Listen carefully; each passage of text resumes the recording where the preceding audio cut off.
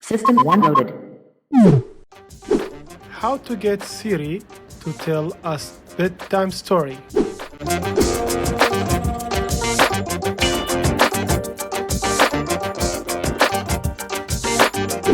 Siri, tell me a story.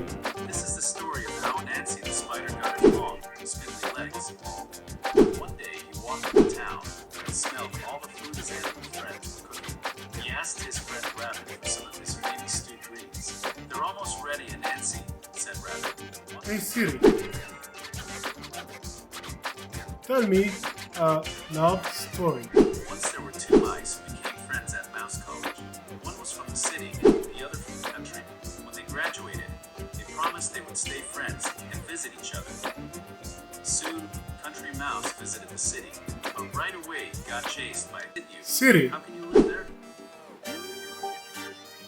bedtime story.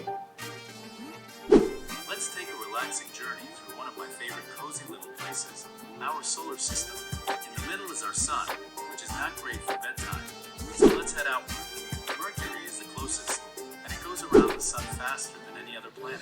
You can get tired just watching it. Next up is Venus, where each day lasts an entire Initiating System 1.